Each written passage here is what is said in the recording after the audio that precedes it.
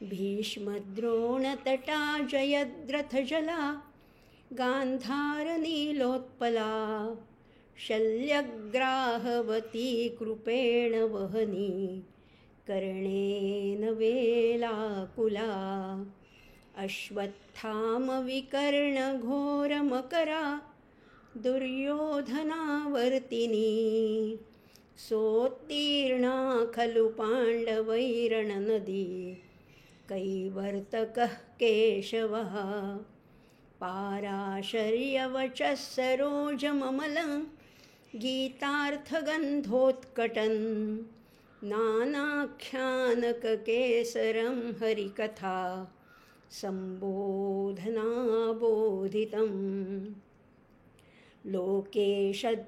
लोके सज्जनषट्पदैरहरः पेपीयमानं मुदा भूयात् भारतपङ्कजं कलिमलं प्रध्वंसि न श्रेयसे मूकं करोति वाचालं पङ्गुल्लङ्घयते गिरिं यत्कृपातमहं वन्दे परमानन्दमाधवं नारायणं नमस्कृत्य नरं चैव नरोत्तमं देवीं सरस्वतीं व्यासं ततो जयमुदीरयेत्. ओम श्री परमात्मने नमः. नमस्कार श्रोते हो. माधवी रघुवीर या यूट्यूब चॅनलमध्ये आपणा सर्वांचं अतिशय मनापासून सानंद स्वागत करत आहे. धर्मक्षेत्रे कुरुक्षेत्रे या उपक्रमाच्या माध्यमातून आपण दर सोमवारी भेटतो आहे रात्री 8 वाजता आणि त्यातून आपण भगवद्गीतेतल्या प्रत्येक अध्यायातल्या प्रत्येक श्लोकातल्या प्रत्येक शब्दावर विचार विनिमय करतो आहे, विचार मंथन करतो आहे, त्याच्यातल्या अनेक अंगांचं दर्शन करून घेण्याचा अधिकाधिक प्रयत्न करतो आहे, त्याचा सखोल अभ्यास करतो आहे. आणि असं करत करत आपण आता 18व्या अध्यायातल्या जवळजवळ 51-52 श्लोकापर्यंत येऊन पोचलो आहे. आता आज काही पुढचे श्लोक आज बघणार आहोत आणि त्याच्यानंतर आपण आज म्हणजे त्याच्यातले जी आता भक्तियोगाला सुरुवात आहे. मागच्या भागामध्ये आपण पाहिलं होतं कर्मयोग, म्हणजे अर्थातच आपल्याला आपण हे पुष्कळ वेळा बोललो आहे की हा 18वा अध्याय आहे हे आत्तापर्यंत जे 17 अध्यायांचा अभ्यास केला त्याचं सगळ्याचं सार आहे. त्यामुळे ह्याच्यामध्ये 3 योग आलेले आहेत. प्रमुख जे 3 योग आहेत 17 अध्यायामध्ये 17 योग तर आहेतच, पण त्याच्यातले अगदी प्रमुख म्हणायचं तर पहिला कर्मयोग आहे, भक्तियोग आहे आणि ज्ञानयोग आहे. याचं पुन्हा एक्स्ट्रॅक्ट काढलेलं आहे, त्याचा अर्क काढलेला आहे, त्याचं सार काढलेलं आहे आणि तेच पुन्हा आपल्यासमोर मांडत आहेत भगवंत. मागेच मी बोलले होते आत्तापर्यंत होतं ते दूध होतं आणि आता 18व्या अध्यायात आपण जे सेवन करतो आहे ते आटीव दूध आहे, ती बासुंदी आहे. आणि ह्या बासुंदीला विलायची, जायफळ, चारोळी यांनी सजवलेलं आहे. त्यामुळे अतिशय पौष्टिक, अतिशय स्वादिष्ट अशा या बासुंदीचा आपण आस्वाद घेतो आहे. मागच्या मागच्या 2 भागामध्ये आपण कर्मयोगाचं पुन्हा महत्त्व पाहिलं होतं. स्वे स्वे कर्मण्यभिरतः संसिद्धिं लभते नरः. आणि आता शब्दही जरा वेगळे आहेत. 3ऱ्या, 4थ्या, 5व्या अध्यायात कर्मयोगच सांगितला होता, पण आता हा कर्मयोग कसा आहे त्याच्यामध्ये अभिरती व्हायला पाहिजे. स्वे स्वे कर्मणी अभिरतः. मागे सांगितलं होतं नियतं कुरु कर्मत्वं, नेमलेलं काम कर. पण आता नुसतंच काम करायचं नाही आहे, आता त्याच्यामध्ये अभिरती घ्यायचे, त्याच्यामध्ये रुची घ्यायची. ते अतिशय मनापासनं करायचं आहे, इतकं मनापासनं की त्याचा शीण वाटता कामा नये, त्याचा थकवा येता कामा नये. ते आनंदाने करत असताना बाकीच्या सगळ्या गोष्टी म्हणजे देहभानसुद्धा विसरून जावं, इतक्या तन्मयतेने हे काम करायचे. अगदी आपल्या भाषेत सांगायचं झालं तर प्रत्येक काम हे माइंडफुली करायचे, मनापासनं करायचे. रोजचंच काम आहे, वेगळं काहीच नसतं. ऑफिसमधलं काय, घरचं काय, बाकीची कामं बऱ्याच प्रमाणात आपण पुन्हा पुन्हा ते रिपीटेडली करत असतो. पोळ्या लाटण्याचं काम वर्षानुवर्ष करतो आहे, पण प्रत्येक पोळी ही नवीनच असते. प्रत्येक पोळी लाटताना ती अतिशय मनापासूनच लाटायची. प्रत्येक काम करताना, रोज कपड्यांच्या घड्या घालताना सुद्धा त्याच्यामध्ये नाविन्य अनुभवायचे. सगळी कामं रोजचीच करताना ती अतिशय मनापासून, कारण ती कामं माझ्यासाठी नाही करत आहे, ती परमेश्वराचं काम आहे. हा सगळा संसार आहे, हा प्रपंच आहे, हा सुद्धा त्याचा आहे. त्याचा प्रपंच. त्यांनी मला फक्त ट्रस्टी नेमलेलं आहे. त्यांनी ह्या 4 लोकांची काळजी घेण्यासाठी मला विश्वस्त म्हणून नेमलेलं आहे. वस्तुतः हा प्रपंच आहे त्याचाच आहे. हे घर आहे हे त्याचंच आहे. मी या घरात राहते आहे, म्हणजे मी मालकीण नाही आहे. मी मालकीण नाही आहे, हे घर त्याचं आहे आणि त्यांनी त्या घराची जबाबदारी माझ्यावर सोपवली, एवढंच. इतका जर का विनयशील भाव असेल, इतकं नम्रतेने जर का खरंच प्रत्येक कर्माचं आचरण केलं, तर ह्या कर्माचा कर्मयोग नाही का होणार? आणि मग काय होईल? ही कर्माचीच फुलं होतील, कुसुमं होतील आणि या स्वकर्म कुसुमांनी त्याची पूजा केल्यासारखं होईल. वेगळा नमस्कार नाही केला तरी चालेल, वेगळी पूजा, वेगळा जप, वेगळं ध्यान काही नाही केलं तरी चालेल. काम उत्तम प्रकारे करायचं असं भगवंतांनी वेगवेगळ्या शब्दामध्ये, वेगवेगळ्या भावामध्ये आपल्याला समजावून सांगितलेलं आहे. आता त्याचा अवलंब करायचा आहे. पण कर्म करताना त्याला ज्ञानाची गरज पाहिजे, ज्ञानाची जोड पाहिजे आणि त्याच जोडीला भक्तिभावसुद्धा पाहिजे. आणि त्याच भक्तिभावाचं वर्णन आता पुढच्या काही श्लोकामध्ये भगवंत आपल्याला सांगत आहेत. म्हणजे कुठपर्यंत आणून सोडलं होतं भगवंतांनी आपल्याला? विमुच्य निर्ममशांतो ब्रह्मभूयाय कल्पते. शब्द लक्षात घ्या बरं का, सगळे शब्द सारखे नाही आहेत. ब्रह्मभूत वेगळा आणि ब्रह्मभूयाय कल्पते वेगळा. प्रत्येक शब्द, प्रत्येक शेड ही वेगवेगळी आहे. कारण हा प्रवास आहे ना, पावला पावलांनी आपण त्याच्यापर्यंत पोचणार आहोत. धीरे धीरे रे मना धीरे सब कुछ होय, माली सिंचे 100 घडा ऋत आये फल होय. खरं तर रोज एकच पाऊल टाकतोय आपण, हळूहळूच चाललं, शनै शनै रूप रमेत. पण तरीसुद्धा आता ते गंतव्यस्थान दिसायला लागलं आहे, आटोक्यात आलं आहे, उंबऱ्यापर्यंत आलो आहे. आणि हा कसा आहे, हा जो कर्मयोगी आहे तो आता उंबऱ्यापर्यंत आला आहे. काय काय करत आपण हेही पाहिलं होतं की हा PhDचा अभ्यासक्रम आहे. गमतीने बरं का, हा खरा PhDचा नाही आहे, गमतीने म्हणायचं तर आता सर्वोच्च अवस्था, या ज्ञानातली सर्वोच्च अवस्था प्राप्त करायची असेल तर काय काय करायला पाहिजे ह्याची 11 लक्षणंही आपण पाहिली होती. बुद्ध्या आधी विशुद्ध बुद्धी पाहिजे, धृती उत्तम पाहिजे, धृती सात्विक पाहिजे, त्याच्यानंतर रागद्वेष त्यांना आटोक्यात आणायचे किंवा त्यांना व्युदस्यच म्हणजे उखडून टाकायचे. शब्दादीन विषयांश त्यक्ता, शब्दस्पर्श या विषयांना सोडायचे. आणि असं करत विविक्त सेवी लघ्वाशी एकांतवासाचं सेवन करायचे. किती एक एक गोष्टी सांगितल्यात अर्ध्या चरणातच, पण आचरण करायला जन्माची साधना लागते. एकांत सेवनसुद्धा सोपं नाही आहे. एकांत सेवन हे पचायला खरं म्हटलं तर अवघड आहे. पण समर्थ आमचे म्हणतात, जयासी एकांत मानवला अवघ्या आधी कळे त्याला. एकांताचं सेवन ज्याला जमेल ना, त्याचा आत्मसंवाद साधतो आणि मग त्याची आकलन शक्ती, त्याची ग्रास्पिंग पॉवर, रिसेप्टिव्हिटी वाढतेच आणि मग अवघ्या आधी कळे त्याला अशी अवस्था होते. त्यामुळे लोक आहेतच, समाजातच वावरणं म्हणजे मनुष्य हा समाजप्रिय प्राणी असला तरी काही काळ एकांतवासासाठी द्यायला पाहिजे. एकांतवासामध्ये राहून कसं वागायचं आहे? लघ्वाशी. अशन कसं करायचं? सेवन, अन्नसेवन किती करायचे? अतिशय थोडं. देहधारणेपुरतं निश्चित करायचे, पण रसनेचे चोचले नकोत. मला हेच पाहिजे आणि मला तेच पाहिजे असं नाही. जे मिळेल ते, जे मिळेल ते. त्यामुळे खरंच आहे, करतल भिक्षा तरुतल वासहा. अगदी एवढंच हातावर मावेल एवढं भोजन खरं तर देहाला पुरतं. इतक्या आपल्या रिक्वायरमेंट्स कमी कमी करायच्यात, आवश्यकता कमी करायच्या आहेत. विविक्त सेवी लघ्वाशी यतवा काय मानसा. आणि हे करत असताना काया वाचा मन शरीर ह्या सगळ्यावर नियंत्रण आणायचे. आणि पुढे म्हणलेले ध्यान योग परो नित्यम वैराग्यम समुपाश्रिता.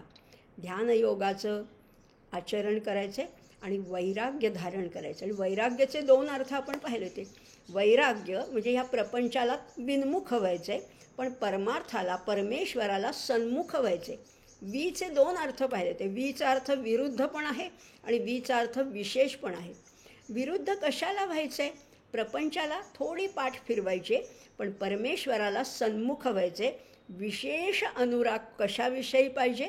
तर परमात्म्याविषयी, परमेश्वराविषयी विशेष अनुराग हवा असंही म्हटलं होतं. आणि त्याच जोडीला मग सोडायचे काय काय एक यादीच दिली आहे भगवंतानी. अहंकारम, बलं, दर्पं, कामं, क्रोधम, परिग्रहम, हे सगळं टाकून द्यायचं. म्हणजे हे टाकताना विनोबाने तर फार सुंदर ह्याचं अनुवाद केला. ह्याचा अर्थ आपल्याला कळतोच आहे, जरी संस्कृत असलं तरी आपल्याला कळतो आहे. अहंकारम, बलं, दर्प ह्याचा अर्थ आपल्याला माहिती आहे, पण तरीसुद्धा आणखीन सोपं करून विनोबांच्या गीताईमध्ये काय म्हटलेलं आहे? बळ, दर्प, अहंकार, कामक्रोध, परिग्रह ममत्वासह सोडूनी शांतीने ब्रह्म आकळी. हे सोडायचंच आहे. सगळ्यात महत्त्व म्हणजे ममत्व सोडायचं. ममत्व फार माझं माझं माझं हे फार आहे. ममत्व विमुच्य निर्मम शांतो, निर्मम व्हायचे. मम टाकून दिलं की निर्मम होता येतं. आणि मग काय होतं? ब्रह्मभूयाय कल्पते. याचं परत थोडंसं बोलणार आहे. कल्पते म्हणजे ब्रह्माचा तो अधिकारी होतो. अजून पोचला नाही आहे बरं का, उंबऱ्याच्या बाहेरच आहे अजून, पण आता अधिकारी झालेला आहे. आता तो एलिजिबल झालेला आहे. आता तो सक्षम झालेला आहे ब्रह्मापर्यंत पोचण्यासाठी. आणि पुढच्या श्लोकामध्ये लगेचच तो ब्रह्मभूत झाला आहे. याच्यामध्ये गॅप आहे, याच्यामध्ये थोडी स्पेस आहे, याच्यामध्ये थोडी जागा आहे. आणि तिथेच कदाचित नेमका पाय घसरू शकतो. पाहिलं होतं आपण मागे. क्रोधात भवती सम्मोह ध्यायतो विषयान पुंसः संगस्तेषूपजायते. अगदी पोचत आलाय आलाय आलाय म्हणेपर्यंत घसरू शकतो. आता इथे मात्र हा घसरलेला नाही आहे. ब्रह्मभूयाय कल्पते म्हणजे ब्रह्माचा अधिकारी झाल्यानंतर लगेच तो झाला आहे ब्रह्मभूत. आणि ब्रह्मभूत झाल्यानंतर प्रसन्नात्मा. आम्ही रडक्या तोंडाने, पडलेल्या चेहऱ्याने सारखे वावरत असतो. सारखं कोणी विचारलं, काय हो असं काय तोंड तुमचं, चेहरा असा काय झाला आहे? मी रोते क्यों हो, सूरत ही वैसी आहे. असे आमचे सारखे रडका चेहरा असतो. पण इथे आता दुःखाला जागाच नाही आहे हो. एकदा त्याच्याशी तद्रूप झाल्यानंतर कसलं दुःख, कसले क्लेश, कसला विषाद नाहीच. कारण तो कसा आहे? तो आनंदमय. त्यामुळे ब्रह्मभूत, मग तो होतो प्रसन्नात्मा. अतिशय प्रसन्न, अतिशय प्रसन्न आहे. न शोचती न कांक्षती. आम्ही सारखे कसल्या ना कसल्या काळजीत असतो. मुलाला ॲडमिशन मिळेल का, मुलीचं लग्न होईल का, मग याला नातू होईल का, मग ह्या नोकरी लागेल का, काय ना काही आमच्या सारख्या तक्रारी चालू आहे. किंवा माझी तब्येत चांगली राहील का. इथे काही नाहीच हो. पोचला, ब्रह्मभूत झाला. न शोचती, शोकही नाही, आणि न कांक्षती, काही मिळवायचं आता उरलंच नाही आहे. सर्वोच्च आनंद आता मिळालेला आहे, ब्रह्मानंद मिळालेला आहे. आता काय मिळवायचं आहे? आणि मग आपोआप मग ती इतकं हृदय विशाल होतं. आज हृदय मम विशाल झाले, त्यात पाहुनी गगन लाजले. गगन हे सगळ्यात विशाल असं आपण मानतो, पण त्या गगनाला सुद्धा शरम वाटावी, संकोच वाटावा, इतकं माझं अंतःकरण विशाल झालं आहे. त्यामुळे मग काय होतं? अशा विशाल अंतःकरणामध्ये सर्वेषु भूतेषु, मग हा जवळचा, हा लांबचा, हा माझा, हा तुझा, असलं काही उरतच नाही. सर्वेषु भूतेषु, कारण सगळ्या भूतमात्रामध्ये एकच परमात्मा आहे, एकच परमेश्वर आहे. आणि मग अशी भावना होते, माऊलींनी म्हटल्याप्रमाणे, जे जे भेटे भूत ते ते मानिजे भगवंत. तिकडे सगळीकडे त्या भगवंताचंच दर्शन घडायला लागतं. आणि मग तुझं माझं आपपरभेद उरतच नाही आहे. अयम निजहा परो वेती गणना लघुचेतसा उदार चरितानांतु वसुधैव कुटुंबकम. सगळं हे वसुधा, ही पृथ्वी, हे ब्रह्मांड, हे माझं कुटुंबच होतं. माझं एवढंसं कुटुंब नाही आहे 4 माणसाचं. या सगळ्या सगळ्या जीवजंतू, सगळ्या भूतमात्राचं मिळून हे सगळं विश्व, हे ब्रह्मांड, हे माझं कुटुंबच होऊन जातं. आणि मग अशा वेळेला मदभक्ती लभते पराम असं भगवंत म्हणत आहेत. आता आणखीन या कर्ममार्गातनं आपल्याला आणखीन वरती जायचं आहे. आता भगवंत आपल्याला म्हणजे त्या पोचलेल्या सिद्ध पुरुषाला भक्ती, मदभक्ती लभते पराम. शब्द, प्रत्येक शब्द महत्त्वाचा आहे बरं का. पराम भक्ती, पराम मदभक्ती लभते, त्याला काय मिळते? माझी परमश्रेष्ठ अशी भक्ती त्याला प्राप्त होते. बघा ना, आता परमभक्ती मिळते म्हणजे काय ते आता पुढच्या ह्याच्यात बघणार आहोत आपण. ब्रह्मभूत प्रसन्नात्मा हे बघितलं. आता आणखीन थोडंसं त्याच्याबद्दल थोडंसं बोलते आणि मग पुढे जाऊया. आपण आत्तापर्यंत सगळ्या काय काय टाळत आलो आहे. टाळणं पण महत्त्वाचं आहे बरं का. मागेसुद्धा मी बोलले होते, एक एक गोष्टी काढून टाकल्या. म्हणजे आपण 16व्या अध्यायाच्या वेळेस मी बोलले होते, मूर्ती घडवताना वेगळं काहीच करावं लागत नाही. त्या दगडातला अनावश्यक भाग काढून टाकला की मूर्ती आपोआप बनते. तसंच आपल्या जीवनात आहे. आपण खरं म्हटलं तर परमेश्वर स्वरूपच आहोत, पण त्या उपाधीमुळे, त्या देहबुद्धीमुळे आम्ही सगळ्या दुर्गुण आत्मसात केलेत. आमच्याकडे षड्रिपू आहेत, काम, क्रोध, लोभ, मोह, मद, मत्सर, सगळ्यांना आम्ही आपलंसं केलेलं आहे. पण भगवंत म्हणतात हे काढून टाक. राग द्वेष व्युदस्यच, आणि उखडून काढून टाक.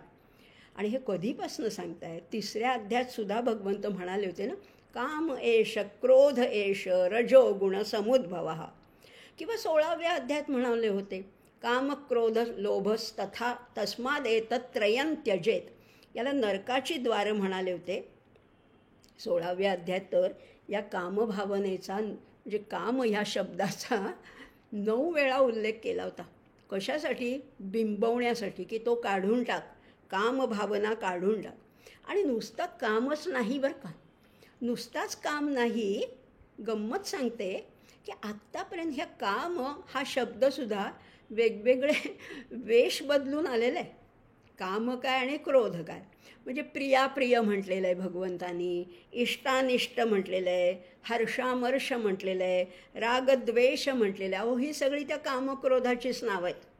खरं म्हटलं तर ही सगळी त्या कामक्रोधाचीच नावं आहेत. एकदा ते सुटले ना की मग काही काळजीचं कारणच नाही. ते पूर्ण काढून टाकायचं आहे. व्युदस्यच काढून टाकायचं आहे. ते सुटले की ह्या श्रेष्ठ पदाची प्राप्ती ठरलेली आहे, निश्चितपणाने आहे. कारण आणि इथे सुद्धा आत्तासुद्धा सांगितलं ना, अहंकारं बलं दर्पं कामं क्रोधं परिग्रहं. अहंकार हा सूक्ष्म आहे. वरवरचा अहंकार आम्ही टाकू शकतो की मला नाही अहंकार, मला अजिबात, एवढी मी विद्वान आहे, एवढी मी सुंदर आहे, एवढी मी श्रीमंत आहे, पण मला किंचितही अहंकार नाही. हाच मोठा अहंकार आहे. हाच मोठा अहंकार आहे. कारण अहंकार हा सूक्ष्म आहे. वरवरचा अहंकार लोकांना दाखवण्यापुरता एक वेळ टाकता येईल, पण आतमध्ये दडलेला सूक्ष्म अहंकार जातच नाही. कारण हा अहंकार हे सुद्धा अष्टधा प्रकृतीचंच एक रूप आहे ना. पाहिलं तर आपण, भूमिरापो नलो वायु खं मनो बुद्धिरेवच अहंकार इतीयं मे भिन्ना प्रकृतिरष्टधा. अहंकार म्हणजे पंचमहाभूत आणि मनबुद्धी अहंकार ही अष्टधा प्रकृती आहे. त्यामुळे ती जाता जात नाही आहे. पण प्रयत्नाने, साधनेने, उपासनाने, परमेश्वर कृपेने हा अहंकार टाकून देता येतो. आणि मग त्या अहंकारातनंच ते बल, दर्प हे सूक्ष्म दोष येतात. तो टाकला की मग तेही जाणार ना. एकदा का अहम ब्रह्मास्मी हा साक्षात्कार झाला ना की कुठला भाव उदयाला येतो लक्षात घ्या. फार सुंदर आहे, फारच सुंदर आहे. सोहम भाव, सोहम, मी तोच आहे, हा भाव उदयाला येतो. कारण मग ते तिथे एकदा सोहम भावना उदयाला आली की मग अधःपतन नाही, मग घसरगुंडी नाही. म्हणजे कुठलाच अहंकार खरं मग राहत नाही. नाही तर बाहेरचे अहंकार आम्ही सोडू शकतो. मुलं बाळं आहेत, घरदार आहे, नावलौकिक आहे, प्रतिष्ठा आहे, शेतीवाडी आहे, हे सगळं आम्ही एक वेळ सोडू शकतो आणि अगदी विरक्तीच्या मार्गाला जाऊ शकतो. पण काय होतं, ते जरी सोडलं तरी मग मठ महंती आहे, शिष्य परिवार आहे, गुरुगौरव आहे, संतत्वाची प्रतिष्ठा आहे, लोकसंग्रह आहे, मान सन्मान आहे, याची चटक लागते. हाही अहंकारच आहे. मोठमोठे महंत, कितीतरी बापू, कितीतरी महाराज, कितीतरी दादा, मामा, नाना, असे कितीतरी पोचलेल्या अवस्थेतनं पुन्हा घसरलेले आहेत. आपल्याला तसं करायचं नाही आहे. कारण ह्या सगळ्या प्रवाहामध्ये, या प्रतिष्ठेमध्ये जी तटस्थता होती ना, ती वाहून जाते. उदासीनता उरतच नाही आणि मग तो आत्मगौरव शब्दातनं प्रगट होत असतो. खरं तर ज्ञान आहे, भक्ती आहे, कर्म आहे, सगळं यांच्याकडे असतो. पण आत्मगौरव शब्दातनं प्रगट होतो. माझा शिष्य परिवार एवढा आहे, माझी प्रतिष्ठा एवढी आहे, माझ्याकडे एवढ्या पैशाचा ओघ आहे, परदेशातनं लोकंसुद्धा माझ्याकडे येतात. हा आत्मगौरव वाढला की मग तो अहंकार जो सूक्ष्म आहे तो डोकावतो आणि त्या ममत्वाचं क्षेत्र वाढत जातं. आणि मग काय होतं पुढे? अनेक मठ आहेत, महंत आहेत, संप्रदाय असले तरी त्याच्यामध्ये एकत्वाची भावना नसते बरं का. एकाच गुरूंचे 2 शिष्य असले, लक्षात घ्या, एकाच गुरूंचे 2 शिष्य, त्यांच्यामध्ये चुरस असते, स्पर्धा असते.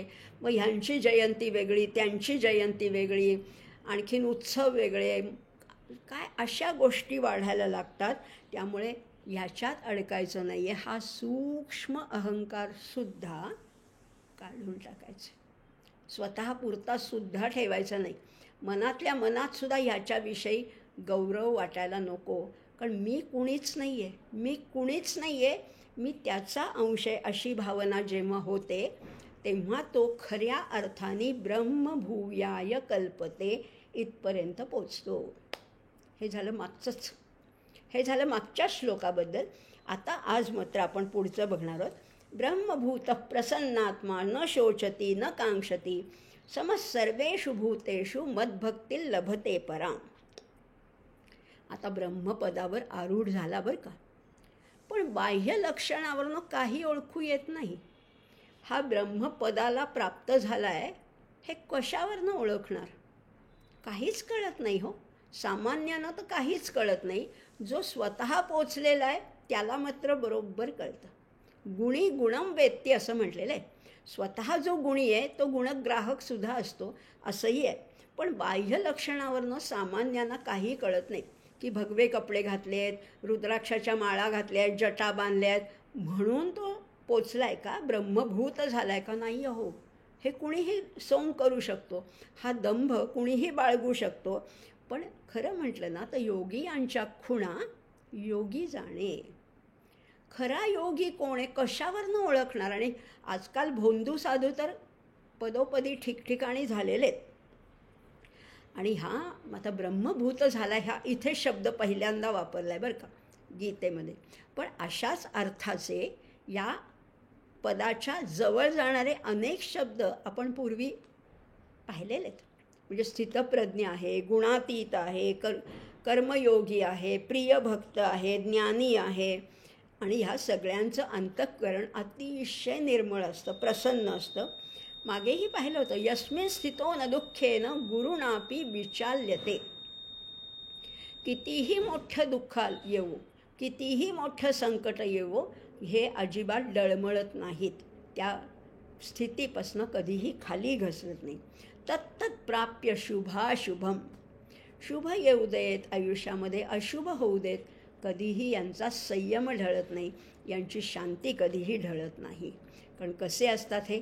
विद्या विनय संपन्ने ब्राह्मणे गविहस्तिनी शुनिचैव श्वपाके च पंडिता समदर्शिनः. समदर्शी आहेत. कशाच्या बाबतीत? विद्या विनय संपन्न ब्राह्मण असो, गाय असो, हत्ती असो, किंवा चांडाळ जातीचा असो, किंवा कोणीही असो, त्या कुत्रा असो, कुठेही त्यांची शांती ढळत नाही. मग आता समसर्वेषु भूतेषु याचा अर्थ आम्ही काय लावायचा? आपल्याला आपली नेमकी इथेच गफलत होते, आपली चूक इथेच होते की सगळ्यांना सम मानायचं म्हणजे काय करायचं, नक्की नेमकं काय करायचं? तर असं नाही करता येत ना. ब्राह्मण आणि पशुला बघा, ब्राह्मण आणि पशुला समान मानणे हा सिद्धांत झाला, म्हणून काय त्या दोघाला खाया गवत घालावे. ब्राह्मण आहे आणि गाय आहे ह्यांना सम मानायचं म्हटलं तर ब्राह्मणाला गवत खायला घालणार का? गाईला गवत चालतं म्हणून असं नाही चालणार. असं चालणारच नाही. समज सर्वेषु भूतेषु याचा हा अर्थ घ्यायचा नाही, ह्याचा खूप व्यापक अर्थ घ्यायचा आहे. आमचे आचार्यांनी एक सुंदर युक्ती सांगून ठेवलेली. आचार्य म्हणतात भावाद्वैतम सदा कुर्यात क्रियाद्वैतम कुत्रचित. भावानी सममाना, क्रियेने नको. असं नाही चालणार की कुत्र्याला सिंहासनावर बसवले आणि राजाला गोठ्यात बांधले, असं चालेल का? सम मानले म्हणून असं नाही चालणार. त्यामुळे खरंच आहे. आणि हा खरा साम्यवाद आहे बरं का. हा साम्यवाद आहे. म्हणजे प्रत्येकाकडनं शक्तीनुसार घ्यायचं आणि त्याच्या आवश्यकतेनुसार त्याला द्यायचं, हा साम्यवाद आहे.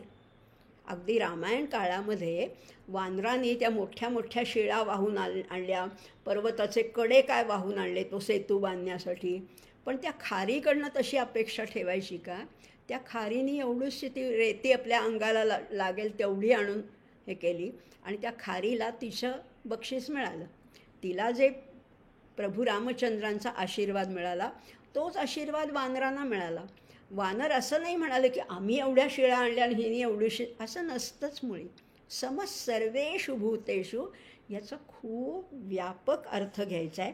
आणि मग असा घेतला म्हणजे बघा ना, असं म्हणता येईल का विंचू सर्प हे नारायण रूपच आहेत म्हणून त्यांची पूजा करावी, पण विंचू सर्प हे नारायण रूप असले तरी ते दुरूनच त्यागावेत, त्यांचा दुरूनच त्याग करावा.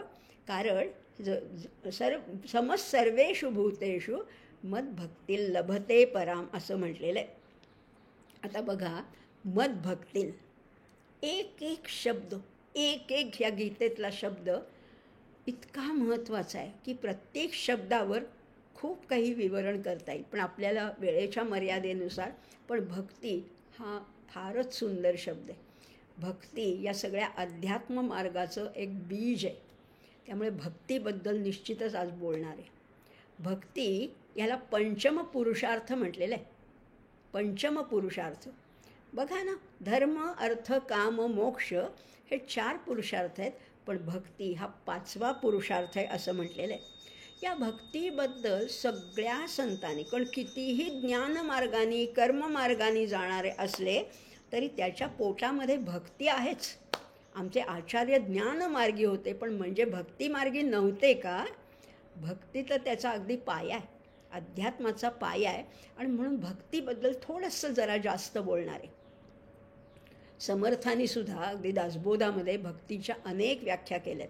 आणि त्याहीपेक्षा नारद भक्तिसूत्रामध्ये त्या भक्तीचं इतकं विस्तृत वर्णन केलं आहे, पण सूत्ररूपाने. विस्तृत वर्णन आहे पण सूत्र रूपाने. नारद भक्तिसूत्रामध्ये असं म्हटलेलं आहे, भजनम रसनम इति भक्ती. भजनामध्ये रस वाटायला लागतो, हीच भक्ती. एकदा दर्शन घेतलं पांडुरंगाचं तसं नाही आहे. गाय म्हैस बैल कसे करतात, चारा खातात, पण नंतर ते रवंथ करत बसतात. पुन्हा तोच चारा तोंडात आणून घोळवून आणि मग त्याचं पचन होतं. खऱ्या भक्ताचं हेच होतं.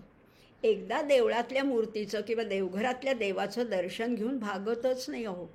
पुन्हा पुन्हा मुखामध्ये त्याचं नाव यावं, कानावर त्याचं नाव पडावं, डोळ्यांनी त्याचं रूप पाहावं, असं सारखं वाटत राहतं 24 तास. म्हणजे त्याचं सगुण, मोहक, सुंदर, रमणीय, आकर्षक, प्रसन्न, आल्हाददायक रूप किती अंगाने पाहावं, किती पाहावं तरी समाधानच होत नाही, अशी अवस्था होते ना. आणि अशी अवस्था होते. आणि म्हणूनच हे सगळे संत म्हणा, त्या कीर्तनाच्या नाचू कीर्तनाचे रंगी, त्या कीर्तनात इतके रंगून जातात, देहभान हरपून जातात. त्यामुळे कीर्तन आहे, भजन आहे, आणि ते करत असताना किती प्रकाराने त्याचं वर्णन करतात. त्या पांडुरंगाचं, त्या रामाचं वर्णन किती करावं. घनश्याम हा राम लावण्यरूपी, महाधीर गंभीर पूर्ण प्रतापी. समर्थ म्हणतात मनाच्या श्लोकात, तो राम कसा आहे, घनश्याम हा राम लावण्यरूपी. सगळ्या अंगोपांगामध्ये लावण्य भरलेलं आहे. आमचे संत म्हणतात त्या पांडुरंगाला, त्या काळ्या विठोबाला म्हणतात राजस सुकुमार मदनाचा पुतळा. ज्यांची श्रद्धा नाही आहे, जे आस्तिक नाही आहेत, ते म्हणतात काय हा सुकुमार आहे, हा मदनाचा पुतळा म्हणतात, हा कसला काळा विठ्ठल. अहो नाही, तुम्ही भक्ताच्या नजरेने बघा, अतिशय राजस आहे, अतिशय सुकुमार आहे आणि खरंच तो मदनापेक्षाही श्रेष्ठ, अतिशय सुंदर आहे. आता तर पालखीचेच दिवस आहेत. आता पंढरपूरची आषाढी वारी अगदी जवळ आलेली आहे. त्यामुळे खरंच आहे, जाता पंढरीसी सुख वाटे जीवा, असंच वाटतं ना. संत पुन्हा पुन्हा एकदा घेऊन भागतच नाही, की एकदा म्हटलं ना विठ्ठल विठ्ठल बास, असं नाही होत. दिवसभर अगदी सारखं दळिता कांडिता तुझं गायीन अनंता, अशी अवस्था जशी जनाबाईची झाली तशी ह्या भक्तांची अवस्था होते. अहो येता जाता उठत बसता कार्य करिता, सदा देता घेता वदनी वदता ग्रास गिळिता, घरी दारी शय्येवरी रतिसुखाचे अवसरी, समस्तांची लज्जा त्यजुनी भगवत चिंतन करी. कोण काय म्हणेल आता वाटत काही त्याचं नाहीच त्याच्याविषयी. मला फक्त त्या पांडुरंगाचं, त्या विठ्ठलाचं नाम गुणकीर्तन करायचं आहे, त्याचं रूप बघायचं आहे, त्याचं नाम ऐकायचं आहे, असंच वाटायला लागतं. अधरी तुझे नाम नयनी तुझे रूप, हृदयी तुझा ध्यास मन मोहणारे. अधरावर तुझंच नाम आहे, डोळ्यात तुझंच रूप आहे, सगळीकडे तुझ्याशिवाय दिसतच नाही, कारण तू मनमोहन आहेस.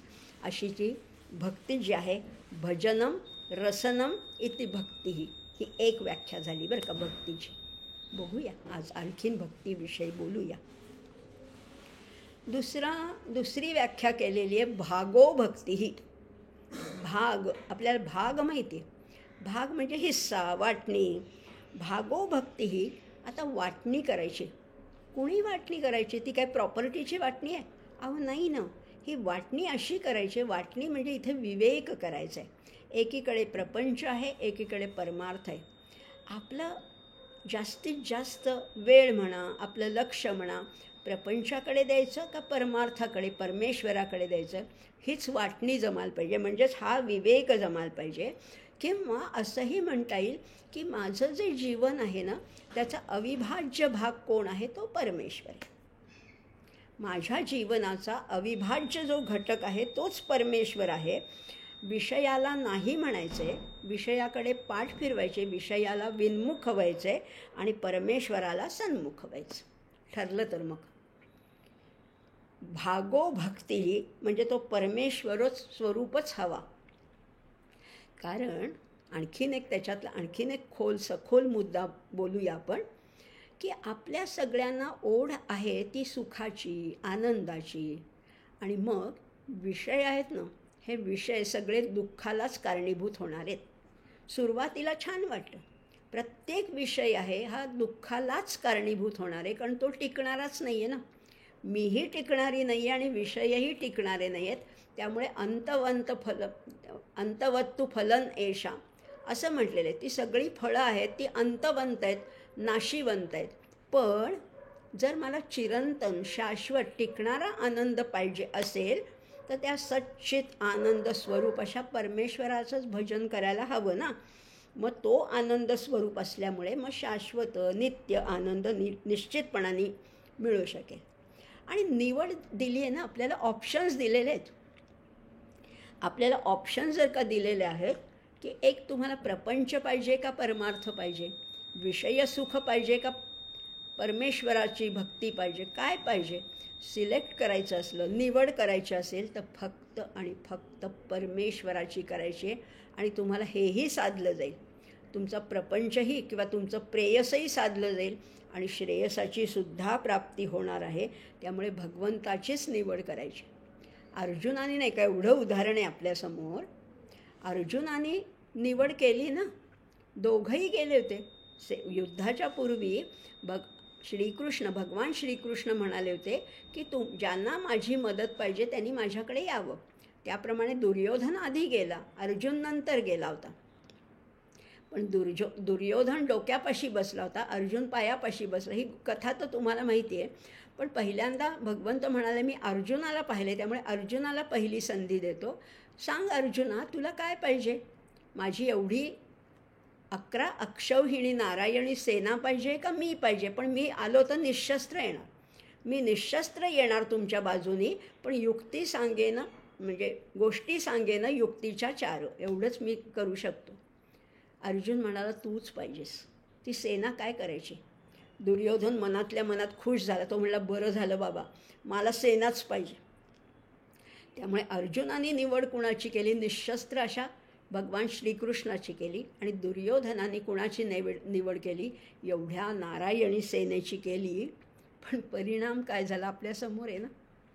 परिणाम काय झाला? खरं म्हटलं तर एक श्रीकृष्ण आणि एवढी सेना, याच्यात बलाढ्य कोण आहे? असं वरवर पाहता वाटेल की एवढी सेनाच बलाढ्य आहे ना. तसं नसतंच. ज्या गोष्टीत राम नाही त्या गोष्टीत खरंच काही नसतं. काही खरंच राम उरत नाही. त्यामुळे निवड करताना परमेश्वराचीच करावी. आणि शेवटीसुद्धा अगदी संपूर्ण गीता सांगून झाल्यावर संजय जो काही एक वैश्विक निर्णय देतो त्याच्यातसुद्धा हेच म्हणलं, यत्र योगेश्वर कृष्णो यत्र पार्थो धनुर्धरः तत्र श्रीर्विजयो भूतिर्ध्रुवा नीतिर्मतिर्मम. जिथे योगेश्वर श्रीकृष्ण आहे, धनुर्धर पार्थ आहे, तिथे हे सगळे दैवी गुण येणारच. तत्र श्री विजयो भूतीर ध्रुवा नीतीर मतिर्मम, हे सगळं त्याच्या पाठोपाठ येणार आहे.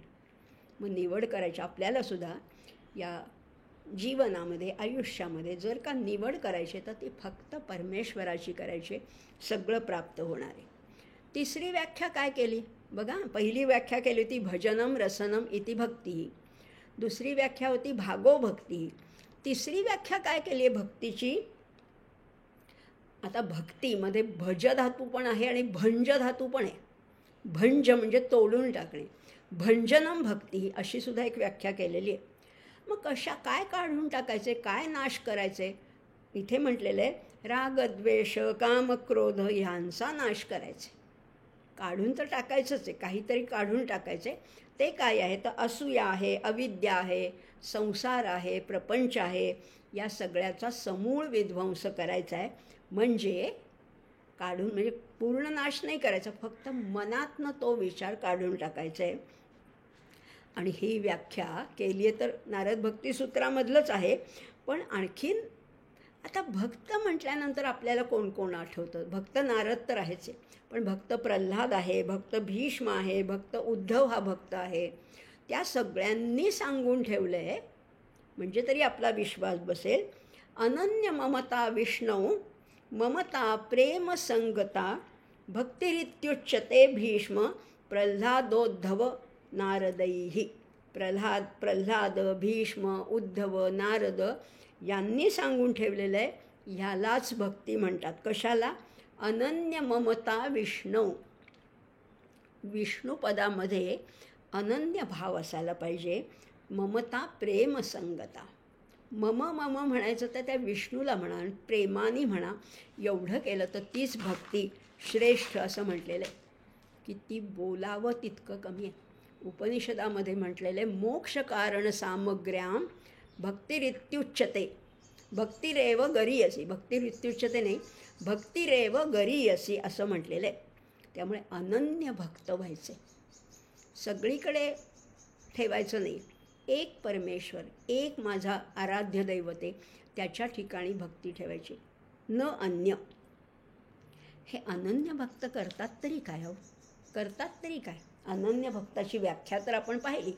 अनन्य भक्त त्यांच्या जेव्हा त्या भावावस्थेमध्ये असतात ना, भावावस्थेमध्ये जेव्हा असतात तेव्हा रडतात काय, हसतात काय, नाचतात काय, गाणं काय म्हणतात, कधी गप्प बसतात. हे काय आहे? ह्याला लोक वेडा म्हणतात. अहो वेडच आहे, हे वेडच लागलं आहे. पण ते भक्तीचं वेड लागलं आहे, त्या परमेश्वराचं वेड लागलं आहे. आणि कशासाठी रडतात, कशासाठी हसतात, कशासाठी नाचतात त्याचंही वर्णन केलं आहे. त्याचंही वर्णन केलं आहे. क्वचित रुदंती अच्युत चिंतया. क्वचित रुदंती, कधी कधी रडतात. कशामुळे? अच्युत चिंतया. तो भेटत नाही ना, त्याचं विरह सहन होत नाही. म्हणून हे भक्त रडतात, ढसा डोळ्यातनं अश्रू ओघळायला लागतात. क्वचित हसंती वदंती अलौकिकाः. कधी कधी हसायलाच लागतात. म्हणतात, अहो काय रूप आहे त्याचं, अलौकिक रूप आहे, तेजस्वी अतिशय प्रकाशमान रूप आहे. आणि म्हणून हे भक्त कधी कधी हसतात, कधी कधी रडतात. नृत्यंती गायंती अनुशीलंती अजम. कधी नाचतात काय, कधी गातात काय, कधी अनुशीलन करतात कुणाचं, त्या परमात्म्याचं. आणि म्हटलेलं आहे भवंती तूष्णीम परमेत्य निवृत्तः. आणि कधी कधी तूष्णी म्हणजे अतिशय गप्प बसतात, बोलतच नाही. दिवसेंदिवस ते मूक किंवा मौन व्रत धारण करतात. कशामुळे? त्या परमेत्य निवृत्ताः, सगळ्या याच्यापासून निवृत्त झाल्यावर ते पूर्ण मूक राहतात, तूष्णीम असं त्याचं वर्णन केलेलं आहे. असे हे अनन्य भक्त आहे. अनन्यचा अर्थ आपण पाहिला, अन्याश्रयाणाम त्यागः इति अनन्यता. इतर आश्रयांचा त्याग करणं हीच अनन्यता आहे ना, हीच अनन्यता आहे. कुठले आम्हाला खूप आश्रय आहेत, आम्ही म्हणतो नाही, माझे भाऊ एवढे खंबीर आहेत, मला 4 भाऊ आहेत, आमच्याकडे एवढा पैसा आहे, मी तर काय सत्तेवर आहे, मी मंत्री आहे. अशा आम्हाला नाही त्या गोष्टीचा वृथा अभिमान असतो. म्हणजे आम्हाला धनाश्रय आहे, कर्माश्रय आहे, देवताश्रय आहे, अन्य जीवाश्रय आहे, स्वबलाश्रय, मी तर काय, माझ्याकडे भरपूर ताकद आहे. हे नको. हे सगळे जे आश्रय आहेत ना, सगळे जे आपल्या आधार आहेत, ते सगळे त्याच्या चरणी वाहून टाकायचे. तन मन धन सब हे तेरा असं म्हणायचे. गोपींची भक्ती जशी आहे ना, तशी येईल का आपल्याला करता? गोपींची भक्ती ही खरी अनन्य भक्ती आहे, खरी अनन्य भक्ती. एकदा कबीरांना कोणीतरी म्हटलं बरं का, कबीरांना कोणीतरी म्हटलं, काय कबीरजी तुमची काय भक्ती आहे हो? ते म्हणले, अहो मला म्हणताय तुम्ही, माझी भक्ती श्रेष्ठ आहे, माझ्या भक्तीला काहीच अर्थ नाही. कबीर कबीर क्या कहे, जाओ यमुना के तीर, एक एक गोपी के प्यार में बह गए कोटी कबीर. एकेका गोपीचं त्या कृष्णावरचं जे प्रेम आहे, त्या प्रेमाच्या नदीमध्ये, त्या यमुनेमध्ये असले कोट्यावधी कबीर वाहून जातील, अशी त्यांची भक्ती आहे, असं त्यांचं प्रेम आहे. आणि खरंच आहे ना, या भक्तीबद्दल किती बोलावं. या गोपी होत्या ना, वेड लागलं होतं. वेड लागले राधेला, पितांबराची साडी ल्याली, मोर पिसाची करी काचोळी, वेळी अवेळी काजळ घाली, मिठी मारते प्रतिबिंबाला, वेड लागले राधेला. खरंच वेड लागलं होतं. वेडच लागायला पाहिजे, या भक्तीचं वेडच लागायला पाहिजे. या गोपी होत्या ना, मथुरेच्या बाजाराला जायच्या, दही दूध घेऊन जायच्या. तर मग आता मुखाने म्हणायला पाहिजे ना, दही घ्या, दूध घ्या, म्हणायच्याच नाहीत. अहो म्हणायच्याच नाही, वेड्याच होत्या ना. त्यांना वेड कशाचं लागलं होतं? या मुरारीचं वेड लागलं होतं, या मुकुंदाचं वेड लागलं होतं. आणि म्हणून त्या काय करायच्या, विक्रे तुकामा किल गोपकन्या मुरारी पादार्पित चित्तवृत्ती, दध्यादिकं मोहवशाद वोचत गोविंद दामोदर माधवेती. विकायला चालले होतं दही दूध, पण त्या मुरारीच्या ठिकाणी सगळ्या चित्तवृत्ती अर्पण केल्यामुळे दही घ्या, दूध घ्या, लोणी घ्या असं म्हणायचं सोडून त्या काय म्हणायच्या, गोविंद घ्या, दामोदर घ्या, माधव घ्या. ही भक्ती आहे, ही भक्ती आहे. नुसतं देवळात जाणं, फुलं वाहणं, प्रदक्षिणा घालणं ही भक्ती नाही. पूर्ण देहभान सगळं त्याला अर्पण करून टाकायचे. इतकी असेल तर ती खरी अनन्य भक्ती आहे. आणि सगळ्या संतांनी सुद्धा अशीच भक्ती केली बरं का. हे गोपींचं तर नुसतं उदाहरण दिलं आहे. सगळ्या संतांनी भक्ती हीच केली. तुकाराम महाराज तर त्या भक्ती रसामध्ये, त्या कीर्तन रसामध्ये इतके गुंग होऊन जायचे, घरात खायला दाणा नाही तरीसुद्धा तुकाराम महाराज म्हणायचे, तुका म्हणे खावे प्यावे जमा खर्च त्याच्या नावे. त्याच्या नावे जमा खर्च लिहून टाका. खावं प्यावं म्हणजे ते खात पीत नव्हते, त्यांना तो कशाची शुद्धच नव्हती. पण अशी ही भक्तीचा हा महिमा सांगितलेला आहे. किती भक्तीबद्दल खूप बोललो खरं म्हटलं तर. आता नको, आता पुढे जायला पाहिजे. पण तरीसुद्धा तरीसुद्धा ही भक्ती ही तर संतांची झाली. पण उपनिषदामध्ये सुद्धा सांगितलं आहे हो. उपनिषदामध्ये खरं म्हटलं तर प्युअर नॉलेज आहे, शुद्ध ज्ञान उपनिषदामध्ये सांगितलं आहे. तरीसुद्धा आडून म्हणजे उपनिषदातले ऋषी काय म्हणतात, अयम आत्मा नायम आत्मा प्रवचनेन लभ्य न मेधया न बहुधा श्रुतेन. हा परमात्मा कशामुळे लाभतो, कशामुळे त्याची प्राप्ती होते? न मेधया, आमच्याकडे खूप बुद्धी आहे, न खूप ऐकलं आहे, खूप प्रवचनं केली आहेत, नाही, त्याच्यामुळे प्राप्तच होणार नाही. तो कसा लाभतो? यम एष वृणुते तेन लभ्य तस्यैष आत्मा विमृणते तनुस्वाम. तो ज्याला निवडतो त्यालाच त्याची प्राप्ती होते. तो म्हणजे कोण? एक तर भक्त भगवंताला निवडतो, पण भगवंतानी भक्ताला आधीच निवडलेलं असतं. खरंच आहे, भक्त भगवंताला निवडत नाही, भगवंतच भक्ताला निवडतो आणि त्याला बरोबर ते सगळं देतो. आणि ही सगळ्यात शेवटची अशी मुक्ती आहे, सायुज्य मुक्ती असं म्हटलेलं आहे. सायुज्य मुक्ती ही अक्षय आहे आणि तो करुणाघन जो भगवंत आहे ना, तो आपल्या भक्ताला निर्दोष बनवतो असंही म्हटलेलं आहे. आता अगदी थोडक्यामध्ये मला आता थांबताच येत नाही, म्हणून मी बोलते भक्तीबद्दल. भगवंत आपल्या भक्ताचं रक्षण करतो असं म्हटलेलं आहे. पण कसं रक्षण करतो? आपल्याला वाटतं की तो अगदी त्याच्या बाजूला दंड घेऊन उभा असतो, असं नाही रक्षण करत बरं का. असं सांगितलेलं आहे, न देवा दंडमादाय रक्षंती पशुपालवत. बघा ना, पशुपाल म्हणजे धनगर काय करतो? आपल्या मेंढ्यांचं रक्षण करण्यासाठी एक हातात दंडुका घेऊन रक्षण करतो, एक काठी घेतो. असा भक्ताचं नाही बरं का रक्षण करत. भगवंत असं करतच नाही रक्षण. मग कसं करतो? नेमकं करतो तरी काय? न देवा दंडमादाय रक्षंती पशुपालवत यंतु रक्षितुम इच्छन्ति बुद्धया संयोजयति तम. ज्याचं रक्षण त्याला करायचं असतं त्याची बुद्धी तो प्रगल्भ करतो. बघा, चोखा मेळा कुठे शिकला होता? जनाबाई कुठे शिकली होती? पण उपनिषदातले सिद्धांत त्यांच्या भजनामध्ये आपोआप येतात. भगवंतच त्यांच्यावर ह्या बुद्धीची बरसात करतो. ददामी बुद्धी योगंतै येन मामुपयांती ते, असं आपण पाहिलं होतं 10व्या अध्यायात. आणि खरंच हे जरा समजून घ्यायला पाहिजे. हे नीट लक्षात घेतलं ना की साधनेचा अहंकार जातो. नाही तर मला वाटतं मी केवढी साधना करते, मी केवढे ग्रंथ वाचते, माझा काय व्यासंग आहे, माझा केवढा अभ्यास आहे, माझी काय प्रवचन आहेत. नाही हो, हे तुझं काहीच नाही आहे. त्याची कृपा झाली म्हणून तुला एवढंसं कणभर काहीतरी येत आहे. साधनेचा अहंकार जातो जितकी भक्ती तुमची वृद्धिंगत होते, भक्ती जितकी निर्दोष निर्मळ होत जाते, तितका साधनेचा अहंकार जातो. आणि मग साधनेचा अहंकार गेला की तो परमेश्वरच रक्षण करतोच. बघा ना, त्या परमेश्वराला पाहतासुद्धा येत नाही. आम्ही मूर्तीमध्ये बघतो, पण तो खरा निर्गुण निराकार परमेश्वर आहे तरी कसा? आमच्या समर्थांनी इतकं सुंदर मनाच्या श्लोकामध्ये सांगून ठेवले, जया चक्षुने लक्षिता लक्षवेना भवा भक्षिता रक्षिता रक्षवेना. बरं, चक्षुने त्याला पाहता येत नाही. बरं, भवा रक्षिता रक्षिता रक्षवेना क्षयातीत तो अक्षयी मोक्ष देतो, दया दक्षतो साक्षीने पक्ष घेतो.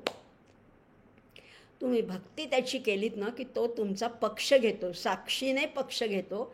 म्हणजे तो तुमच्या पाठीशी सदैव उभा राहतो. आपण म्हणतो ना, देव तारी त्याला कोण मारी.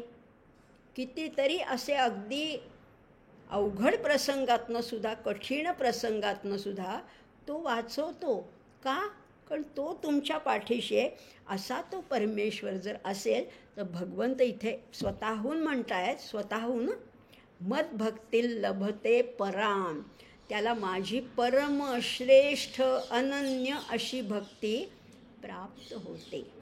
त्याला कुणाला? जो ब्रह्मभूत प्रसन्नात्मा न शोचती न कांक्षती समसर्वेषु भूतेषु मदभक्तील लभते पराम. आता ही भक्ती भक्तीने त्याला जाणणं वेगळं बरं का. ज्ञानाने जाणणं हा एक मार्ग आहे, कर्माने जाणणं हा एक मार्ग आहे, पण भक्तीने त्याला जाणणं कसं आहे. भक्त्या माम अभिजानाति यावान यश्चास्मी तत्वतः ततो मान तत्वतो ज्ञात्वा विशते तदनंतरम. इतकं सुंदर सांगितलं. भक्त्या माम अभिजानाति. नुसतं जानाति नाही म्हटलं बरं का. ज्ञा धातू आहे. ज्ञा म्हणजे जाणणे. पण हा कसा जाणतोय. भक्त्या भक्तीने मला अभिजानाति. अभि म्हणजे वर पाहतोय पूर्णपणाने, म्हणजे तत्वतः जाणतोय, यथार्थपणाने जाणतोय. कसा जाणतोय. यावान यश्चास्मी तत्वतः. यावान आणि यहा अशी 2 सर्वनामं वापरलेले आहेत. यावान शब्द मागे गेला आहे, आठवत आहे का तुम्हाला. आपण ह्याच्या जोडीला व्याकरणही घेतो आहे म्हणून मी मुद्दाम मधून आठवण करते आहे. संस्कृतमध्ये अशा जोड्या आहेत बरं का, सर्वनामांच्या जोड्या आहेत. यत्र तत्र, यदा तदा, यहा सहा, यावान तावान, यावत तावत, यादृक् तादृक्. पाहिलं आहे आपण पुष्कळ. यावान अर्थ उदपाने सर्वतः संप्लुदोदके तावान सर्वेषु वेदेषु. यावान म्हणजे जितकं, तावान म्हणजे तितकं. मी किती आहे, केवढा मोठा आहे. आम्ही सामान्य जन आम्ही त्याला मूर्तीपुरता पाहतो. एवढी मूर्ती आहे म्हणजे एवढा परमेश्वर आहे असं नाही आहे. जो आहे, जितका आहे, हे जो यथार्थपणाने तत्वतः जाणतो. कसं. भक्तीच्या माध्यमातूनच हे जाणता येतं. नाहीतर आम्ही नुसतं टेप घेऊन जाणार, आम्ही नुसतं माप घेणार. एवढं मोठं मंदिर आहे, एवढी मोठी मूर्ती आहे, एवढाच आमचं ज्ञानाची कक्षा. पण भक्तीने जो जाणतो. यावान यश्चास्मी तत्वतः. मग तो जो जाणतो ततो म्हणजे नंतर. ततो मान तत्वतो ज्ञात्वा. तत्वतः एकदा जाणलं ना की मग नुसतंच तो जाणणारा उरत नाही, तो ज्ञाता उरत नाही आणि मी ज्ञेय उरत नाही. विशते तदनंतरम. तो प्रवेश करतो आहो, नुसता वेगळा राहत नाही. द्वैत भावना विरूनच जाते आणि अद्वैताचा साक्षात्कार होतो. ततो म्हणजे त्यानंतर. आपण पाहिले तत हा शब्द अनेक वेळेला आलेला आहे, पण एक एक शब्द फार हे सगळं झाल्यानंतर ततो. आपण 15व्या अध्यायात सुद्धा पाहिलं होतं. ततः पदं तत्परिमार्गितव्ये. त्याच्या पूर्वीची रिक्विजिशन काय होती ती केल्यानंतर तो शोधावं, ते पद शोधावं. इथे सुद्धा तसंच सांगितलं आहे. हे सगळं प्राप्त झाल्यानंतर, ही पात्रता, ही एलिजिबिलिटी, ही क्षमता प्राप्त केल्यानंतर ततो नंतर मला कसा जाणतो. तत्वतो ज्ञात्वा. शब्दानी नाही बरं का. शब्दानी तर तुम्ही आम्ही पण जाणलं की त्याला आता आम्हाला थोडं कळलं, पण आपल्याला थोडंच कळलं आहे. तत्वतः कुठे कळलं आहे. यथार्थ साक्षात्कार काहीच झाला नाही. शब्द पांडित्य आहे नुसतं. पण हा कसा आहे. ततो मान तत्वतो ज्ञात्वा विशते. प्रवेश करतो. तदनंतरम. ततो पण म्हटले आणि नंतर पण म्हटले. अर्थ एकच आहे, पण तरीसुद्धा त्याच्यात शेड्स आहेत, तरीसुद्धा त्याच्यात वेगवेगळे भाव आहेत. ततो म्हणजे हे सगळं केल्यानंतर. विशते प्रवेश करतो. कशानंतर. तदनंतरम असंही म्हटलेलं आहे. आता बघूया आणखीन याच्यामध्ये. ही जी पराभक्ती आहे ना, या पराभक्तीच्या द्वारे तो मला नीट जाणतो. मी जो कोणी आहे, ज्या प्रभावाचा आहे, जितका आहे, तो भक्तीने यथार्थपणाने जाणतो. आपण क्षेत्राच्या बाबतीतचं आठवत आहे ना तुम्हाला. तत्क्षेत्र यच्च यादृक्च यद्विकारी यतश्च यत. तिथे सगळी यतची सर्वनामं होती. इथे आता काय होतं. हा भक्त आहे ना, उत्तरोत्तर आत्मोन्नत होतो आणि भक्त हा ईश्वर रूपच होऊन जातो. वेगळा उरतच नाही. आता द्वैत वेगळा नाहीच की हा भक्त आणि हा भगवंत नाहीच. तो एकरूप झाला आहे. आणि एकदा तसं झाल्यानंतर मोह आणि भ्रम कुठले राहिला नाहीच उरत. त्यामुळे मग भक्ती प्रेम जे निर्माण होतं, ही भक्ती कुठली आहे. ही साधी भक्ती नाही आहे, ही ज्ञानोत्तर भक्ती आहे. असे भक्त मग त्या षड्रिपूंवर विजय मिळवतात. आणि अशा भक्तांना आपलं आराध्य दैवत त्या अक्षरशः प्राणापेक्षा प्रिय असतं. माता रामो मत्पिता रामचंद्रः स्वामी रामो मत्सखा रामचंद्रः सर्वस्वं मे रामचंद्रो दयालुर्नान्यं नैव जाने न जाने. दुसरं काही नकोच. माझी माता पण रामच, पिता पण राम आहे, बंधू सखा मित्र सगळं सर्वस्वं मे रामचंद्रो दयालु. त्या त्वमेव माता पिता त्वमेव त्वमेव बंधुसखा त्वमेव. सगळं तूच आहेस. आता वेगळं नाहीच. हा पण आहे, तो पण आहे असलं नाही. सगळं जे काही आहे माझी सगळी नाती तुझ्याशीच जोडलेली आहेत. इतकं ते एकरूपता तिथे प्राप्त होते असंही म्हटलेलं आहे. बघा ना, ही सायुज्य मुक्ती आता शेवटची, भक्ताची अतिशय शेवटची ही अवस्था त्याला प्राप्त झालेली आहे. त्यामुळे भक्त्या मामभिजानन्ति ह्या श्लोकामध्ये हे सगळं जे आहे ना, आपण शेवटी जी पुष्पिका म्हणतो ना ब्रह्मविद्यायाम, ह्या श्लोकामध्ये ब्रह्मविद्येचं सगळं सार साठवलेलं आहे. सगळं सार त्याच्यामध्ये आलेलं आहे. त्यामुळे इथेच अविद्येचा नाश आहे आणि मोक्षप्राप्ती याच्यामध्ये सांगितले. विशते तदनंतरम. शब्द साधे वाटत आहेत पण साधे नाही आहेत. ही अतिशय उच्च अवस्था आहे. आता पुढचा श्लोक बघूया. याच्यानंतरचा एक एक श्लोक फार महत्त्वाचा आहे. त्यामुळे प्रत्येक श्लोकाबद्दल थोडं म्हणजे जास्तच बोलण्यासारखं आहे. पुढचा श्लोक काय सांगतो? सर्व कर्माण्यपि सदा कुर्वाणो मद्व्यपाश्रयः मत्प्रसादाद वाप्नोति शाश्वतं पदमव्ययम्. आता मगाशी म्हटलं तर विशते तदन, आता फक्त प्रवेश केला होता. आता काय म्हणतोय? शाश्वतं पदम अव्ययम आपनोती. कुठलं नुसता प्रवेश करून थांबला नाही आहे. माझं अतिशय शाश्वत म्हणजे चिरंतन टिकणारं असं पद जे आहे, अव्यय पद आहे, ते अवाप्नोती, ते प्राप्त करतो. कशामुळे? त्याच्या साधनेमुळे नाही, मत्प्रसादात. माझी कृपा झाली की हे सगळं आपोआप प्राप्त होतं. कोणाला माझी कृपा प्राप्त होते? बघा, आता नुसती भक्ती नाही आहे, पुन्हा कर्माचा आधार घेतलाच आहे. सर्व कर्माणि अपि सदा कुर्वाणो मद्व्यपाश्रयः. कर्म कुठली? सर्व कर्माणि. आणि कुर्वाणः हे वर्तमान काळवाचक धातुसाधित विशेषण आहे. व का धावी. कुर्वाणः म्हणजे करणारा. आणि त्याचं विशेषण काय आहे? सदा. कर्म कुठली करणारी आहे? सर्व कर्म. आणि करणारा किती काळ कर्म करतो? सदा. सर्व आणि सदा ही विशेषणं त्याला वापरलेली आहेत. सर्व कर्माणि, कुठलीही कर्म करणारा, सर्व कर्म करणारा आणि सदा करणारा काय प्राप्त करतो? मद्व्यपाश्रयः. माझाच आश्रय घेतो. मद्व्यपाश्रयः मत्प्रसादाद वाप्नोति शाश्वतं पदमव्ययम्. माझ्याच कृपेनी याला हे अव्यय असं पद प्राप्त होतं. इथे सुद्धा ही ज्ञानोत्तर भक्तीची थोरवी सांगितलेली आहे. आता आणखीन थोडंसं बघणार आहोत बरं का. ह्या प्रत्येक श्लोक महत्त्वाचे. आता 18व्या अध्यायात एकही श्लोक आपल्याला त्रोटकपणाने घ्यायचा नाही, सगळं सविस्तर घ्यायचं. कारण आता सगळ्याचं सार आहे. 17 अध्यायात जे सांगितले ते आता अतिशय थोडक्यात पण अतिशय आशयगर्भ रीतीने सांगितलेलं आहे. आता माझ्या परायण झालेला जो निष्काम कर्मयोगी आहे तो सगळी कर्म सदा करत राहून माझ्या कृपेने ते सनातन अविनाशी असं परमपद प्राप्त करून घेतो. एवढं तर आम्हाला कळलं. पण मद्व्यपाश्रयाचा अजून नीटसा अर्थ नाही कळला ना. मद्व्यपाश्रया, माझा आश्रय घेतो म्हणजे काय करतो नेमकं? पूर्ण शरणागती, प्रपत्ती योग. विनोबा म्हणतात प्रपत्ती योग आहे हा. शरणागती. किती शरणागती? माझं काहीच नाही.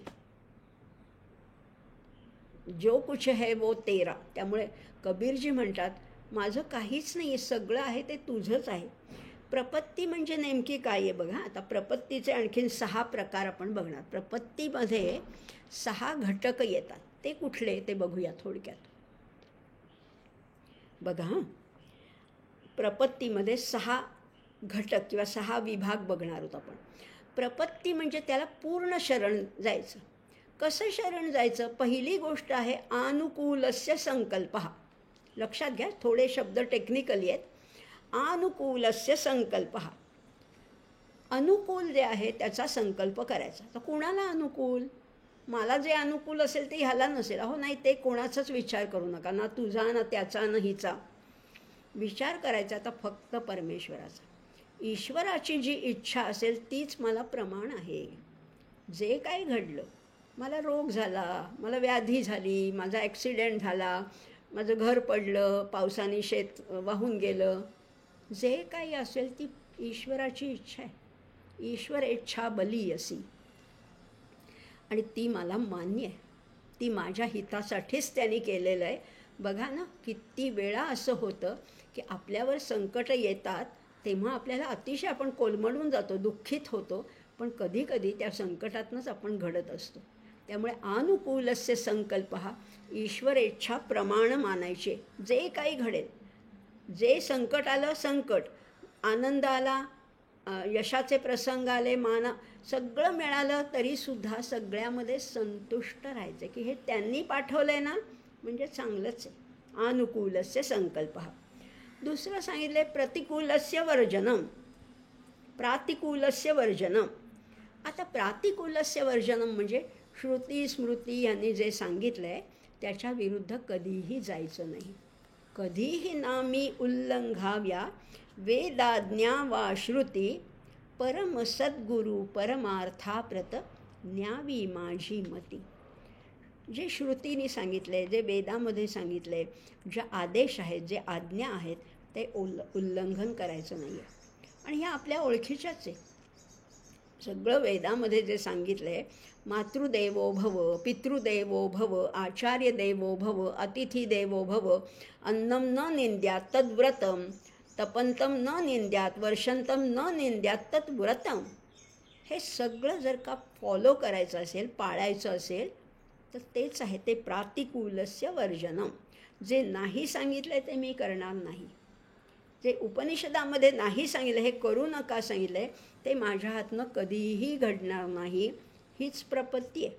नुसतंच देवाला आरत्या ओवाळायचं आणि वाटेल तसं वागायचं नाही चालणार. नाही चालणार. प्रातिकूलस्य वर्जनम. तिसरं सांगितलं आहे रक्षिष्यति इति विश्वासः. तो माझं निश्चित रक्षण करेल हा माझ्या मनात विश्वास आहे.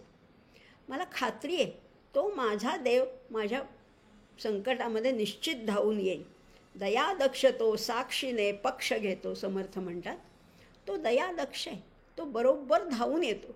जर का तुम्हाला मदतीची गरज आहे, तुम्ही धावा न करता, हाक न मारता, त्याला बरोबर कळतं. हो, त्याला बरोबर कळतं की कोण कुठल्या संकटात आहे, तो धावून येतो. वेगळ्या स्वरूपात येतो. आहे तसा नाही येत बरं का, चतुर्भुज स्वरूपात येणार नाही, पण कुठल्या माणसाच्या रूपात येईल. कुठे वॉचमन असेल, कधी पोस्टमन असेल, कधी एखादा परका माणूस असेल, पण कोणाच्या तरी रूपात तो येतोच. त्याला सगळं दिसतं. हो, त्याला सांगावं लागत नाही की मी संकटात आहे बरं का, हा माझा ॲड्रेस आहे, गुगल सर्च करून तू ये, असं सांगावं लागत नाही. अपनी तो एक आँख है उसकी तो हजार है. खरंच आहे. वो कौन चित्रकार है. अपनी तो एक आँख है उसकी है हजार, वो कौन चित्रकार. त्यामुळे तो रक्षण करायला निश्चित धावून येतो.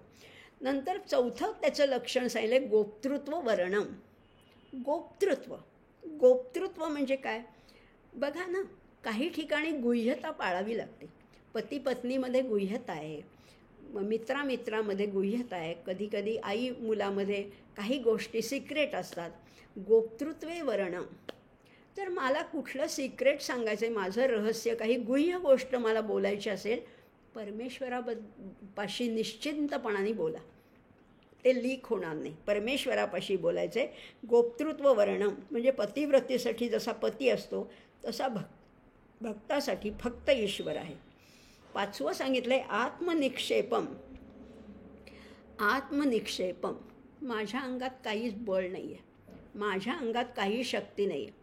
एरवी आम्ही उगीचच गर्व करतो, मी असा शक्तिमान, माझी अशी ताकद आहे, माझ्या असं ओळखी आहेत, माझा लोकसंग्रह आहेत, माझे भक्त आहेत. नाही, तुझ्याशिवाय काही नाहीच रे मला. तू आहेस म्हणून मी आहे. ईश्वराविना भक्त असहाय्य आहे. तू भेटशील तेव्हाच मला संतुष्टी लाभेल, मला आनंद मिळेल. तुझ्याशिवाय मी व्यर्थ आहे, तुझ्याशिवाय मला काहीच नाही आहे. म्हणजे त्या पांडुरंगाकडे बघता बघता त्या डोळ्यातली बाहुलीच पांडुरंग होणं, इतकी व्याकुळता भक्ताला वाटते. तेव्हाही आत्मनिक्षेपम असं म्हटलेलं आहे. आणि शेवटी म्हटलेलं आहे कार्पण्यम. कार्पण्य म्हणजे इथे कृपणता असा अर्थ नाही घ्यायचा, अहंकार विरहित होणं खऱ्या अर्थाने. नुसतं तोंड देखलं नाही, नुसतं भाषणापुरतं नाही, तर खरंच माझ्या अंगात काहीही कर्तृत्व नाही आहे. जे करतोयस ते सगळं तूच करतोयस. शोकोलो तुम्हारी इच्छा, फार सुंदर बंगाली गीत आहे. शोकोली तोमारी इच्छा, आम्ही जोंत्रो तुम्ही जोंत्री. मी कोण आहे? मी यंत्र आहे आणि यंत्र वाजवणारा तू आहेस. यंत्र म्हणजे इथे वाद्य आहे, तो वाजवणारा तूच आहेस. त्यामुळे सगळं जे आहे ते तुझ्या इच्छेने घडते. माझं काही नाही आहे इथे, माझं कर्तृत्व शून्य आहे असं खऱ्या अर्थाने अतिशय मनापासनं म्हणणं, हीच मोठी सगळ्यात श्रेष्ठ अशी भक्ती आहे. अहंकार रहित होणं. आणि असं जो करतो, अजून एक थोडासा श्लोक घेऊया, थोडा अर्धा होईल पण तरी तो घेऊया. चेतसा सर्व कर्माणि मयि संन्यस्य मत्परः बुद्धियोगमुपाश्रित्य मच्चित्तः सततं भव. ही आज्ञा केलेली. सततं मच्चित्तः भव. चित्त कुठे ठेव? फक्त माझ्या ठिकाणी चित्त ठेव. कसं? चेतसा सर्व कर्माणि. आता चित्त वेगळं आणि चेतस वेगळं बरं का, थोडा त्याच्यामध्ये भेद आहे. चेतसा म्हणजे बुद्धी आहे आणि चित्त हे चिंतन करणार आहे. बघा ना, आपल्या शरीरामध्ये इतकी गुंतागुंत आहे की आपल्यालाही कळत नाही. मन म्हणजे काय आहे, अंतःकरण चतुष्टय म्हणजे काय, मन बुद्धी चित्त अहंकार, या चारीचं मिळून हे अंतःकरण चतुष्टय 4 भागांचं बनलेलं असतं. त्याच्यातली चेतसा, चेतस म्हणजे इथे बुद्धी आहे. चेतसा सर्व कर्माणि, बुद्धीने काय करशील तू अर्जुना? सर्व कर्माणि मयि संन्यस्य, माझ्या ठिकाणी ठेवायचेत. संन्यस्य म्हणजे नुसती ठेवायचे. आणि काय व्हायचं आहे? मत्परहा, मतपरायण व्हायचं आहे. आणि असा लक्षात घ्या, तर चेतसा म्हणजे बुद्धीचा उल्लेख केला आहे. बुद्धियोगम उपाश्रित्य, त्या बुद्धियोगाचा आश्रय घेऊन तू काय करशील? मच्चित्त सततं भव, तू सगळं चित्त जे आहे ते माझ्या ठिकाणी ठेव. म्हणजे सगळी कर्म माझ्या ठिकाणी मनाने अर्पण करायची, प्रत्यक्ष नाही बरं का. मनाने अर्पण करून मतपरायण होऊन समत्व बुद्धीचा जर का अवलंब केलास तर निरंतर चिंतनाने माझ्याशी तू युक्त हो. आता हे कर्मानुष्ठान जे आहे ना, थोडक्यात बोलते, आता हा जास्त वेळ नाही आहे. कर्मानुष्ठान करायचं म्हणजे काय? मतपर व्हायचं म्हणजे नेमकं काय करायचं बघा. एक म्हणजे मनाशी हे निश्चितपणाने जाणायचं आहे की परमात्मा हेच अंतिम सत्य आहे. सगळी कर्म आहे, दुसरं आहे सगळी कर्म आहे ती परमेश्वरालाच अर्पण करायची. यत करोशी यद अश्नासी यद जुहोशी ददासी यत, सगळं त्याला अर्पण करायचे. तिसरं, सगळीकडे त्याचंच दर्शन घडायला लागतं. मग वासुदेव सर्वमिती स महात्मा सुदुर्लभः, सगळीकडे वासुदेव वासुदेव वासुदेव, दुसरं काही नाहीच. चौथी गोष्ट आहे की व्यक्तिगत जो क्षुद्र अहंकार आहे ना, माझी जी इंडिव्हिज्युअल विल आहे ना, ती या कॉस्मिक विलमध्ये मर्ज करून टाकायची.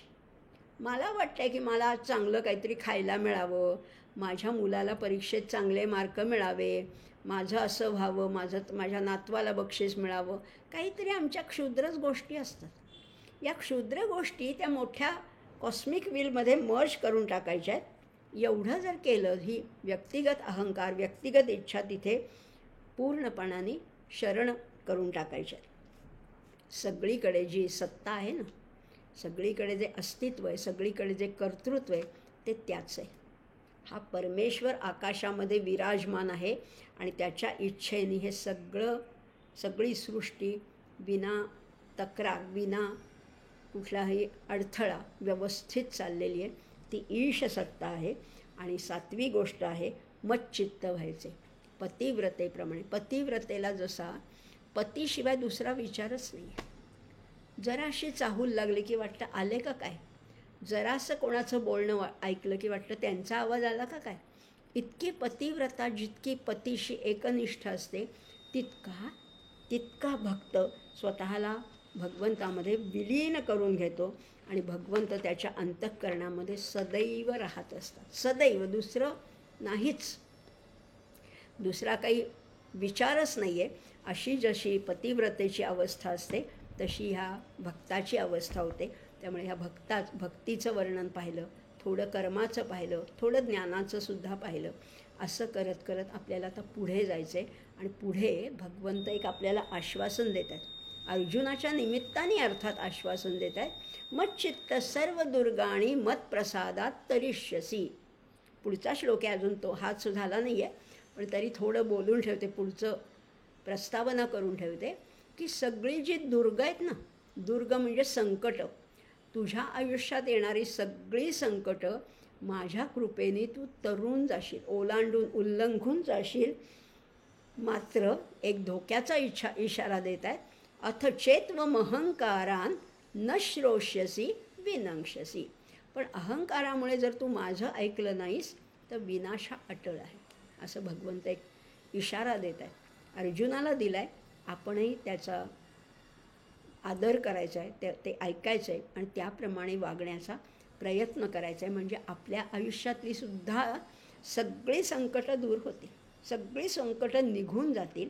इतकंच या योगेश्वरावर आपण 100% श्रद्धा ठेवायची, विश्वास ठेवायचा आहे, अनन्य भक्तीने त्याला शरण जायचे, प्रपत्ती योग साधायचा आहे. आणि त्यामुळेच आपल्यासुद्धा अर्जुनाप्रमाणे उद्धार होणार आहे. आपण सजग सावधतेने दक्षतेने ही गीता जर का अभ्यासली तर अर्जुनाला जसं निस्संदेह झाला, त्याला जशी त्याची प्राप्ती झाली, परमात्मप्राप्ती झाली, तशी आपल्याला निश्चितच होईल. आज इथेच थांबूया. एवढे 3-4 श्लोक काय झाले तेवढे म्हणूया. 3-4 झालेत. ब्रह्मभूतः प्रसन्नात्मा न शोचति न कांक्षति समस्सर्वेषु भूतेषु मद्भक्तिर्लभते परां भक्त्या मामभिजानाति यावान्यश्चास्मि तत्त्वतः ततो मां तत्त्वतो ज्ञात्वा विशते तदनन्तरं सर्वकर्माण्यपि सदा कुर्वाणो मद्व्यपाश्रयः मत्प्रसादादवाप्नोति शाश्वतं पदमव्ययम्. चेतसा सर्वकर्माणि मयि सन्न्यस्य मत्परः बुद्धियोगमुपाश्रित्य मच्चित्तः सततं भव.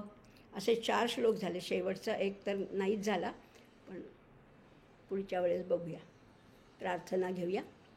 ओम शांताकारं भुजगशयनं पद्मनाभं सुरेशं विश्वाधारं गगनसदृशं मेघवर्णं शुभांगं लक्ष्मीकान्तं कमलनयनै योगिभिर्ध्यानगम्यं वन्दे विष्णुं भवभयहरं सर्वलोकैकनाथं. यं ब्रह्मा वरुणेन्द्ररुद्रमरुतस्तुन्वन्ति दिव्यैस्तवैः वेदैः साङ्गपदक्रमोपनिषदैर्गायन्ति यं सामगाः. ध्यानावस्थिततद्गतेन मनसा पश्यन्ति यं योगिनो यस्यान्तन्न विदुःसुरासुरगणा.